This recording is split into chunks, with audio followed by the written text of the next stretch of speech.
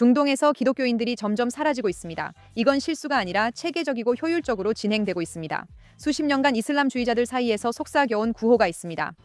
먼저 토요일의 사람들, 그 다음은 일요일의 사람들. 토요일의 사람들은 유대인들입니다. 일요일의 사람들은 기독교인들이에요. 그리고 숫자를 보면 이 구호가 현실이 되고 있다는 걸 알 수 있습니다. 1902년에는 기독교인들이 중동 인구의 약 25%를 차지했어요. 2026년에는 그 비율이 4%도 안 됩니다. 대부분의 유럽 국가들보다도 오래된 고대 공동체 전체가 한 세대 만에 사라졌어요. 집단 학살, 대규모 추방, 법적 차별, 문화적 억압이 있었죠. 그리고 많은 서구 논평가들, 특히 터커 칼슨이 주장하는 것과는 달리 이스라엘이 이런 현상의 원인은 아니에요. 오히려 이스라엘은 예외에 해당하죠. 이슬람주의 운동이 이 지역과 전 세계적으로 확산되면서 기독교인들은 항상 가장 먼저 표적이 되고 있어요. 만약 언론 보도를 믿지 않는다면 역사를 믿으세요. 왜냐하면 안타깝게도 역사는 단순한 이야기가 아니라 우리 모두에게 주는 경고이기 때문이에요. 그리고 우리가 중동에서 기독교에 무슨 일이 일어났는지, 그리고 지금은 아프리카 일부 지역에서 무슨 일이 벌어지고 있는지 이해하지 못한다면 지금 다시 반복되고 있는 패턴과 그들이 서방에 대해 무엇을 하려고 하는지 알아차릴 수 없을 거예요. 기독교가 중동에서 왜 거의 사라졌을까요? 실제로 무슨 일이 일어나는지 이야기해야 합니다. 언론이 다루지 않으니 저는 JNS-TV의 미아 캐샤입니다. 시작하겠습니다. 이라크 모술의 조용한 동네에 있는 문을 상상해보세요. 그 문은 오랜 세월 한 가족이 지켜온 문입니다. 그들은 토착 아시리아인들이고 아람어를 사용해요. 그 언어는 로마 제국이 그들의 땅에 도달하기도 전에 조상들이 사용하던 바로 그 언어예요. 2014년 여름 스프레이 페인트를 든 한 남자가 그 문으로 다가왔어요. 그는 아랍어 글자 눈 하나를 그 문에 칠했어요. 그것은 나스라니, 즉 나자렛 사람, 기독교인을 의미해요. 그 가족이 아침에 일어나 그 표시를 보게 되면 IS에 의해 1000년 동안 들어본 적 없는 최후 통첩을 받게 돼요. 개종하든지 엄청난 이교도 세금을 내든지 아니면 칼에 의해 처형당하게 돼요. 단 한 주말 만에 기독교는 이라크에서 가장 오래된 중심지 중 한 곳에서 완전히 사라졌어요. 집들은 압수당했고 가족들은 아무것도 없이 도보로 사막으로 도망쳤으며 교회들은 모독당했어요. 1904년 이라크에는 100만 명이 넘는 기독교인이 있었어요. 2013년에는 50만 명이었죠. 오늘날에는 15만 명도 안 돼요. 그리고 이 이야기는 안타깝게도 단발적인 사건이 아니에요. 이것은 지난 한 세기 동안 중동에서 기독교에 일어난 일들의 요약이에요. 처음부터 얘기할게요. 대부분 중동을 이슬람 중심지로 보는데 지금은 맞는 말이에요. 하지만 대부분의 사람들이 모르는 사실은 이슬람이 생기기 훨씬 전부터 기독교가 이 지역 전체의 중심이었다는 거예요. 세계 최초로 기독교를 국교로 받아들인 나라는 로마가 아니라 아르메니아였어요. 기독교가 다수였던 곳이 무슬림이 다수인 곳으로 바뀐 것은 하루아침에 일어난 일이 아니었어요. 초기에 격렬한 이슬람 정복 이후 500년에 걸친 압력이 있었던 결과였죠. 시간이 지나면서 이슬람 세력이 점점 강해졌지만 여전히 많은 수의 기독교인들이 이곳에 살고 있었어요. 이 시기와 수백 년 동안 그들은 중동에서 2등 시민으로 살아야 했죠. 그들은 무슬림들에게 지즈야 세금을 내지만 반쯤 평화로운 상태로 살아갑니다. 이것이 바로 디미 제도라고 알려진 체제 아래에서였어요. 그들은 보호받지만 불평등한 상태에서 살아가는 거죠. 무슬림이 위에 있고 기독교인은 아래에 있으며 이슬람 제국은 믿을 수 없을 만큼 강력했어요. 그래서 두 종교 사이에는 이런 식의 암묵적인 계약이 존재했던 거죠. 하지만 20세기가 시작되면서 상황이 극적으로 변하기 시작해요. 오래된 종교적 계약이 새로운 폭력적인 민족주의로 대체되었거든요. 이것이 바로 첫 번째 변화였고 이것이 중동에서 기독교인들이 악명 높게 대우받게 된 계기가 되었어요. 2026년 JNS 국제정책 정상회담은 4월 15일부터 17일까지 예루살렘의 월도프 아스토리아에서 열릴 예정입니다. 오늘 jnsmith.org에서 등록하시고 쿠폰 코드 JNSTV 즉 JNSTV 한 단어를 사용하시면 모든 티켓을 20% 할인받으실 수 있습니다. 예루살렘에서 여러분을 만날 날이 정말 기다려져요. 그래서 실제로 무슨 일이 있었던 걸까요? 오스만 제국이 붕괴 직전에 있고 세계 질서에 큰 변화가 다가오고 있었어요.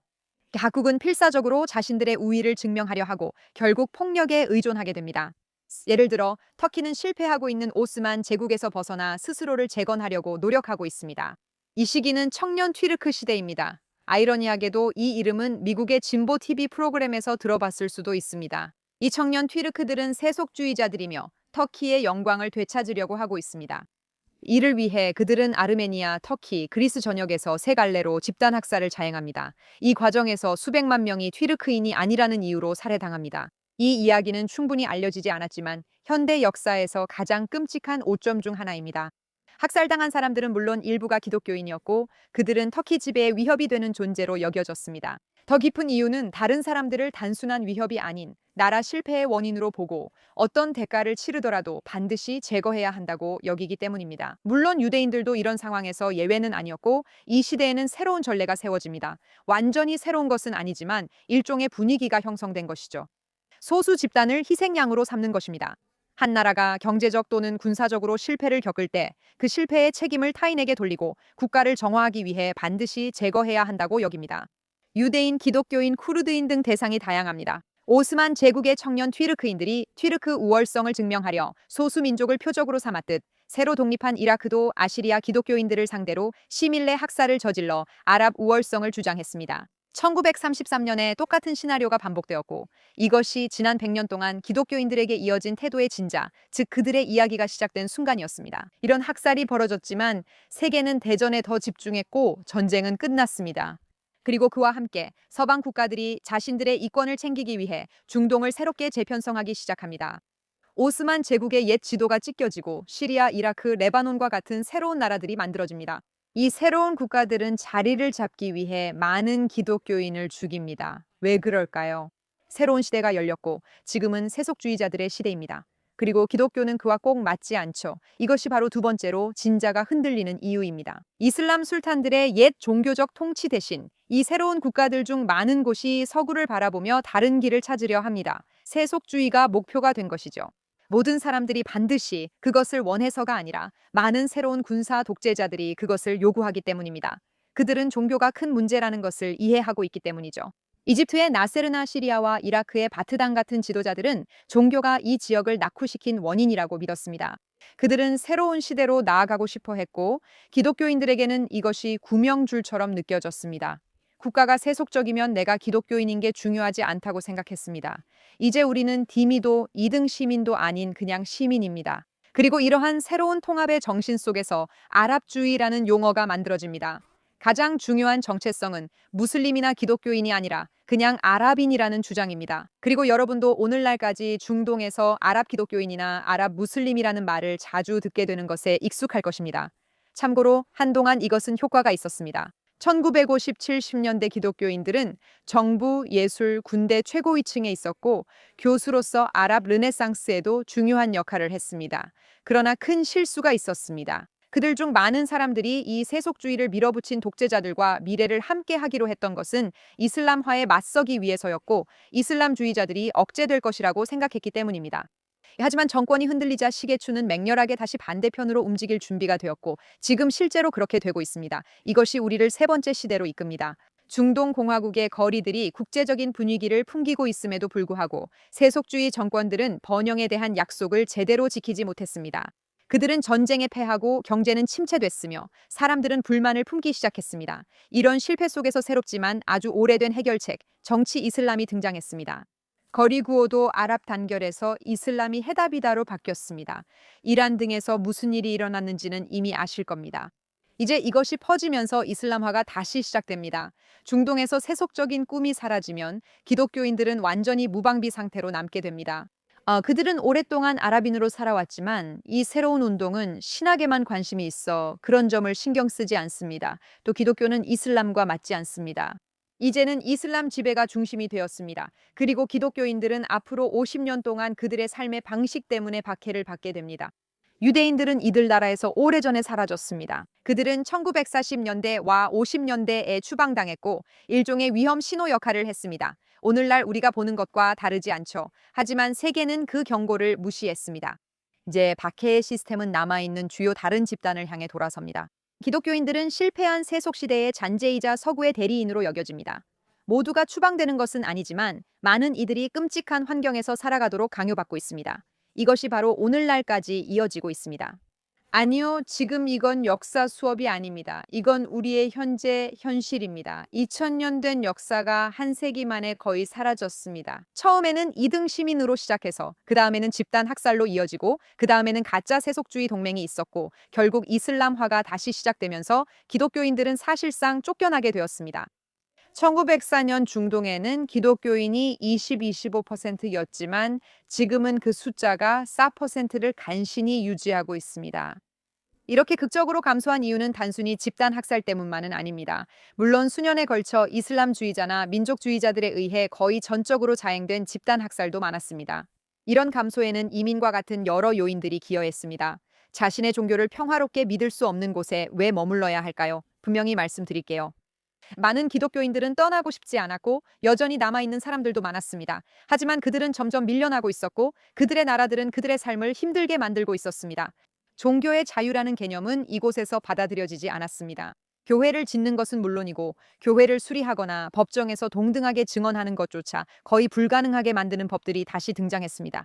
당신의 아이들이 괴롭힘을 당하고 당신의 사업이 보이콧을 당하며 국가가 당신의 안전을 결코 보장해주지 않습니다. 왜냐하면 당신은 사실상 반역자이기 때문입니다.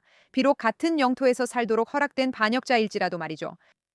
중동은 유대인들처럼 칼이나 추방으로만 기독교인들을 잃은 것이 아니기 때문에 여전히 중동에는 많은 기독교인들이 남아 있습니다. 그들은 종교의 자유를 빼앗아간 문화에 기독교인을 잃었습니다. 레바논에서는 이와 같은 종교적 자유의 상실이 가장 가슴 아프게 드러납니다. 왜냐하면 레바논은 특별히 피난처로 설계된 유일한 곳이었기 때문입니다. 1920년대에 국경이 그어졌을 때 레바논은 위대한 예외였습니다. 레바논은 53% 기독교인 다수로 세워져 일요일에 사람들이 더 이상 2등 시민인 디미가 아니라 자신들의 집을 가질 수 있었습니다. 레바논은 중동의 스위스가 되었고 금융과 예술, 지적 자유의 등대가 되었지만 20세기의 추는 결국 그 성격을 깨뜨렸습니다. 잔혹한 15년간의 내전과 그 후 이란이 지원하는 이슬람 무장단체 헤즈볼라의 등장으로 헤즈볼라는 국가 안에 국가를 만들었고 기독교 공동체는 자신들의 집이 문화적으로나 정치적으로 점령당하는 것을 목격했습니다. 그리고 네, 이것이 점령이라는 표현이 정확합니다. 오늘날 대다수는 사라졌습니다. 기독교인들은 인구의 약 33%로 급감했습니다. 그리고 그 약탈은 아르메니아인들처럼 단 한 번의 학살이 아니라 희망을 체계적으로 갉아먹는 것이었습니다. 그로 인해 대부분의 교육받은 가정들이 서방으로 떠날 수밖에 없었습니다. 이는 기독교인을 위해 세워진 나라조차 주변의 이슬람화라는 단일 문화의 압도적인 압력에 견딜 수 없다는 것을 증명했습니다. 시리아도 기독교인들에게 피난처를 제공했던 독재자들이 일시적이었음을 보여주는 슬픈 사례입니다. ISIS 등장 후 그들은 기독교인을 더 이상 이웃으로 보지 않았습니다. 2011년 기독교인들은 선택을 강요받았습니다. 개종하든지 세금을 내든지 아니면 죽음을 맞이하라는 것이었습니다. 단 10년 만에 150만 명에 달하던 기독교 공동체가 사실상 절반으로 줄었습니다. 터키에서는 완전한 정화의 가장 극단적인 사례를 볼 수 있습니다. 이곳은 비잔틴 제국의 중심지였으며 불과 한 세기 전만 해도 인구의 25%가 기독교인이었던 땅입니다. 하지만 청년 튀르크의 집단 학살과 이후의 인구 교환을 통해 토착 기독교 기반은 체계적으로 뿌리 뽑혔습니다. 오늘날 터키는 99.9%가 무슬림입니다. 심지어 세속적인 공화국이라고 하지만 국가는 수천 개의 교회 재산을 압류했고 새로운 사제를 양성하는 것조차 불법으로 만들었습니다. 남아있는 소수의 사람들은 시민으로 여겨지지 않습니다. 그들은 2등 시민 문제거리로 취급받고 있습니다. 이라는 현대 역사상 가장 폭력적인 격변을 겪은 곳입니다. 1979년 혁명 이전에는 기독교인들이 이란 사회에서 인정받고 비교적 번영을 누리던 집단이었지만 이슬람 혁명 이후 하룻밤 사이에 표적이 되었습니다. 현재 그들은 형식적인 의회 의석만 갖고 있고 국가 언어로 예배를 드리면 범죄가 되며 신앙을 나누다 적발되면 국가 안보 위반으로 수년간 감옥에 갇힐 수 있습니다. 이곳은 완전한 감시 문화로 국가의 목표는 단순히 기독교인들을 관리하는 것이 아니라 그들이 결코 성장하지 못하도록 하는 데 있습니다. 그리고 물론 오늘날 중동에서 가장 큰 기독교 공동체가 있는 이집트도 있지만 여전히 예전의 모습에는 미치지 못합니다. 이야기는 똑같습니다. 이 땅의 원주민이었던 콥트인들이 있었습니다. 그들은 체계적인 차별로 인해 서서히 압박을 받아왔고 한때 인구의 거의 20%를 차지했지만 이제는 약 10% 정도만 남아 있습니다. 그들은 법적인 올가미 아래 살아가며 교회를 수리하거나 법정에서 평등한 정의를 추구하는 것이 거의 불가능합니다. 종교에 대한 증오를 보여주는 것이 항상 학살만은 아닙니다. 또한 그것은 최고의 인재들이 미래를 다른 곳에서 찾아야만 하는 2등 시민의 문화이기도 합니다. 자발적이지 않은 추방입니다. 중동의 기독교인들은 지난 100년 동안 종교의 자유는 말할 것도 없고 끔찍한 대우를 받아왔습니다. 하지만 잠시 기독교의 역사가 거의 없는 나라들, 예를 들어 사우디아라비아와 카타르에 대해 이야기해 봅시다. 그곳에서는 또 다른 형태의 착취가 일어나고 있습니다. 현재 그곳에는 수백만 명의 기독교인이 살고 있으며 대부분 인도와 필리핀 출신 노동자들입니다. 이들은 그 나라 경제를 떠받치고 있습니다. 노동자라고 했나요? 노예를 말한 겁니다. 하지만 그들의 종교 자유는 전혀 없으며 사우디아라비아에서는 교회 건축이나 공공장소 기도 모두 100% 불법입니다. 왕국 전체의 공식적인 예배당은 단 한 곳도 없습니다. 그들은 비밀 가정교회에서 숨어서 예배를 드릴 수밖에 없습니다. 성경 대량 반입이나 공공장소에서 십자가 착용만으로도 추방이나 체포될 수 있습니다. 사우디 왕실은 아라비아 반대는 두 개의 종교가 공존할 수 없다는 전통을 내세워 이를 정당화합니다. 참고로 이곳이 바로 미국의 새로운 절친이라고 불리는 나라입니다. 미국은 종교의 자유를 기념하고 물론 기독교 위에 세워진 나라죠. 그들은 당신이 옷차림으로 자신의 종교를 드러내거나 심지어 기도할 장소조차 허락하지 않습니다. 카타르에서는 국가가 사우디아라비아보다는 조금 더 나은 편입니다. 그들은 예배를 허락하지만 오직 도시 외곽의 벽으로 둘러싸인 한 구역에서만 할 수 있습니다. 대중의 시선에서 멀리 떨어져 있고 약간 게토처럼 들리기도 합니다. 그들은 기독교 세계의 노동력은 원하지만 기독교인의 종교적 자유나 정당성은 인정하지 않습니다. 그들은 사우디아라비아보다 현대적이고 세계적으로 보이려 하지만 그들의 자유는 결국 종교적 분리에 불과합니다. 그리고 사우디아라비아처럼 이 자유는 외국인에게만 적용됩니다. 만약 카타르 시민이 기독교로 개종한다면 그들은 배교 혐의로 기소될 수 있고 이는 엄밀히 말하면 사형에 해당합니다. 그렇다면 왜 우리가 이곳 중동에서 일어난 모든 비극적인 역사에 대해 이야기하고 있을까요? 그 이유는 이것이 우리를 이스라엘로 다시 데려오고 최근 몇 달간 불행히도 매우 나쁜 방향으로 진행된 논쟁과 관련이 있기 때문입니다. 세계 곳곳에 터커 칼슨 같은 사람들이 다르게 주장하더라도 이스라엘에서는 지난 100년 동안 기독교 인구가 실제로 증가했습니다. 그리고 저는 정확하게 이 이야기를 전달하고 싶어요. 왜냐하면 여기에는 반드시 구분해야 할 큰 차이가 있고 사람들이 항상 저지르는 실수가 있기 때문입니다. 이스라엘에서 기독교인에 대해 이야기할 때 우리는 한 지역만을 보는 것이 아닙니다. 우리는 완전히 다른 두 가지 문화적, 법적 현실을 보고 있는 것입니다. 성지 지도에서 데이터의 격차이 충격적으로 느껴집니다. 이것은 우리가 이야기해온 진자 운동을 완벽하게 보여줍니다. 사실 이 진자 운동은 중동을 나타내는 것이 아니라 이슬람주의적 사고방식을 나타내는 것입니다. 보시다시피 이스라엘 내에서 이스라엘법 아래에 있는 기독교 공동체는 해마다 꾸준한 성장을 보여왔습니다. 1948년 새로 세워진 국가에는 약 3만 4천 명의 기독교인이 있었습니다. 오늘날 그 수는 18만 5천 명이 넘었습니다. 이들은 단순한 외국인들이 아닙니다. 75%는 아랍계 기독교인으로 사회에 완전히 통합되어 대법원 판사로 일하고 의료 부서를 이끌며 나라에서 가장 높은 수준의 교육을 받고 있습니다. 그리고 비율이 줄어들었다고 주장하는 모든 분들께 말씀드리자면 그건 이스라엘에 너무 많은 사람들이 유입되어서 기독교인 수가 이스라엘인 만큼 늘지 않았기 때문입니다. 비율이라는 게 그런 식으로 작동하니까요.